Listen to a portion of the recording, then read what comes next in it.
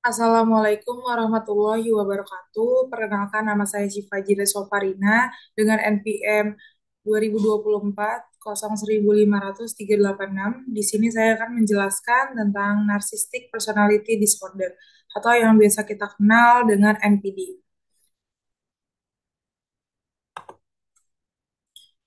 Pengertian, Narcissistic Personality Disorder atau NPD adalah gangguan kepribadian yang dapat mempengaruhi cara seseorang berinteraksi dengan orang lain dan dunia sekitarnya.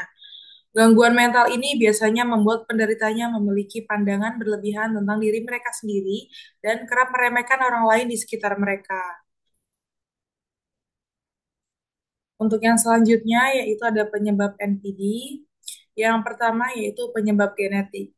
Meski tidak selalu orang dengan NPD mungkin memiliki orang tua atau kerabat dekat yang juga mengidap NPD. Kemudian untuk penyebab yang kedua yaitu hasil pengamatan dan meniru. Anak-anak belajar dari pengamatan dan menirunya termasuk ketika dekat dengan mengalami NPD. Untuk contohnya sendiri bisa kita contohkan ada seorang anak yang tumbuh dalam keluarga di mana orang tua selalu mengharapkan pujian, tidak pernah mengakui kesalahan dan selalu menunjukkan superioritas di hadapan orang lain. Mungkin belajar untuk menilai dirinya lebih tinggi daripada orang lain. Anak ini mungkin meniru perilaku tersebut ketika ia tumbuh dewasa, mengembangkan keinginan untuk selalu menjadi pusat perhatian dan meremehkan orang lain. Kemudian untuk penyebab NPD yang ketiga adalah pengalaman masa kecil. Pengalaman masa kecil yang negatif seperti trauma, penolakan, pengabaian, dan kurangnya dukungan mungkin berkontribusi untuk membentuk sifat narsistik. Kemudian yang keempat yaitu pola pengasuhan. Yang dimaksud dengan pola pengasuhan itu adalah memanjakan anak secara berlebihan dan pengasuhan terlalu protektif atau biasa kita sering dengar itu orang tua yang uh, strict ya dapat menyebabkan anak tumbuh dengan menuntut perlakuan yang sama dari orang di sekitarnya.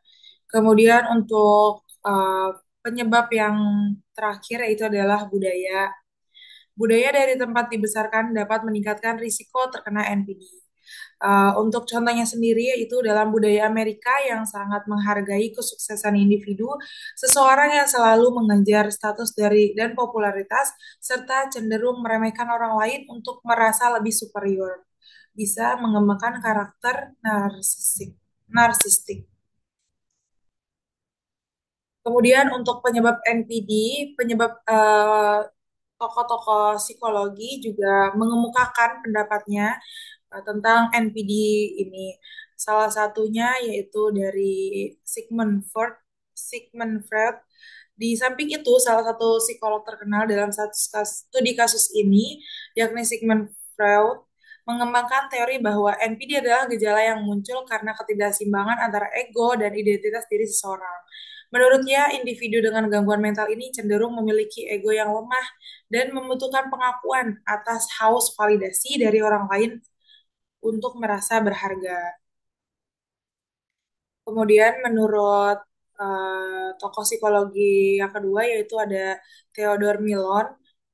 Psikologi ini melakukan studi juga tentang gangguan mental NPD ini, yaitu uh, ia mengembangkan teori bahwa NPD adalah gangguan yang disebabkan oleh kebutuhan akan perhatian dan pengakuan yang berlebihan, serta dipicu lewat kekhawatiran tentang kelemahan dan ketidakberdayaan.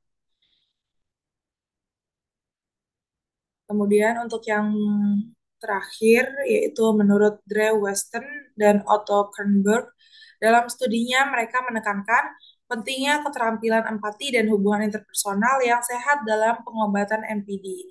Penting untuk diingat bahwa NPD itu adalah gangguan yang kompleks dan tidak ada satu faktor tunggal yang dapat sepenuhnya menjelaskan perkembangan gangguan ini. Biasanya kombinasi dari beberapa faktor yang saling berinteraksi yang berkontribusi pada perkembangan narcissistic personality disorder pada individu tertentu. Kemudian ada gejala NPD. Gejala NPD diantaranya yang pertama yaitu keinginan akan pengakuan. Seorang dengan NPD biasanya cenderung sangat ingin diakui, membutuhkan pujian dan perhatian yang berlebihan. Kedua, kebutuhan akan kekuasaan. Mereka sering mencari kekuasaan dan kontrol dalam hubungan. Tiga, yaitu kurangnya empati. Kesulitan memahami atau peduli terhadap perasaan orang lain. Biasanya orang yang memiliki gejala NPD ini minim sekali dengan rasanya empati. Jadi mereka menganggap bahwa uh, tindakan yang dia lakuin tuh udah pasti benar. Kemudian yang keempat yaitu pola hubungan yang bermasalah. Kesulitan mempertahankan hubungan sehat seringkali karena fokus yang berlebihan pada kebutuhan diri sendiri. Jadi bisa disimpulkan bahwa MPD ini gejalanya adalah keegoisan dari orang itu sendiri. Kayak selalu mementingkan bahwa dirinya itu selalu unggul, selalu mau diakuin, selalu mau jadi pusat perhatian, dan selalu benar. Kemudian yang kelima yaitu perasaan superioritas yang berlebihan. Mereka seringkali memiliki pandangan yang terlalu tinggi terhadap diri sendiri, serta merasa lebih unggul dari orang lain. Terus yang keenam yaitu sulit menerima kritik. Kesulitan menerima kritik atau bahkan bereaksi dengan marah dan juga defensif terhadap kritik. Ketujuh yaitu pola perilaku manipulatif. Orang yang memiliki NPD bisa menggunakan orang lain untuk keuntungan pribadinya. Jadi biasanya orang NPD ini selalu apa ya, menekankan orang lain untuk meraih keuntungan dirinya sendiri. Jadi biasanya sering merugikan orang lain untuk kemenangan dirinya sendiri gitu. Terus untuk yang selanjutnya itu ada macam-macam NPD. Berdasarkan Harvard Health Publishing, jenis NPD bisa dibedakan menjadi tiga, yaitu yang pertama grandios atau bermuluk-muluk, yaitu orang yang terlihat jelas mencari perhatian, sok tahu, sombong, eksploitatif, kurang empati, dan tebar pesona. Kemudian yang kedua yaitu vulnerable atau rentan, yaitu orang narsistik yang malu-malu, sangat rapuh terhadap kritik, dan sangat iri hati. Namun, orang ini juga mungkin diam-diam menyimpan sifat grandios. Ini bisa terjadi karena pengalaman masa kecil yang buruk. Kemudian yang tiga, yaitu berfungsi tinggi, yaitu orang yang digambarkan sebagai grandios, kompetitif, dan mencari perhatian. Namun, orang tipe ini sering tidak menunjukkan gangguan kepribadian. Untuk selanjutnya yaitu ada cara menangani NPD. Yang pertama, salah satunya yaitu pelajari NPD. Cari tahu lebih lanjut tentang gangguan narsistik ini sehingga memahami kelebihan dan kekurangan orang dengan NPD. Serta bisa menerima situasi jika Anda menjadi korban dari orang tersebut. Kemudian yang kedua yaitu buat batasan. Perjelas batasan-batasan kamu karena mungkin ada hal-hal yang membuat kamu kesal atau kecewa. Kemudian yang ketiga, hati-hati dalam berbicara. Orang yang narsistik itu sulit menerima kritik, meskipun tujuannya baik. Cobalah kasih komentar yang baik-baik dan dengan sangat hati-hati dan pastinya positif. Terus yang keempat yaitu tetap tenang. Usahakan tidak bereaksi jika mereka mencoba menyerangmu. Anggap saja dia anak kecil. Jadi istilahnya tuh kalau menangani orang-orang yang dengan kasus NPD, biar kitanya aja sebisa mungkin untuk mengontrol diri kita sendiri, emosi diri kita sendiri, supaya kita nggak uh, merugikan diri kita, baik orang yang NPD tersebut tadi. Gitu.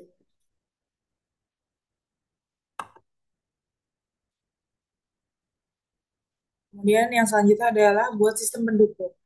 Jika harus hidup dengan seorang yang narsistik, Anda mungkin merasa tidak aman, bingung, dan meragukan diri sendiri. Pastikan kamu memiliki kelompok orang-orang yang mendukung kamu. Jadi, maksud dari buat sistem pendukung, kita harus, jika kita emang hidup bersamaan dengan orang yang punya NPD ini, kita sebisa mungkin bisa uh, buat kita sebisa mungkin harus ada seseorang yang jadi support system kita, teman cerita kita, yang tidak me, apa ya, menyalahi, yang menghakimi cerita kita gitu. Terus yang terakhir, cara menanganinya, yaitulah bawalah seorang konselor. Jika memungkinkan, hadirkanlah konselor untuk membantu menyelesaikan beberapa masalah. Konselor mungkin tidak bisa menyembuhkan, tetapi mereka akan menunjukkan cara-cara untuk melakukan pendekatan pemecahan masalah dengan orang yang narsistik. Sekian presentasi saya, kurang lebihnya mohon maaf. Wassalamualaikum warahmatullahi wabarakatuh.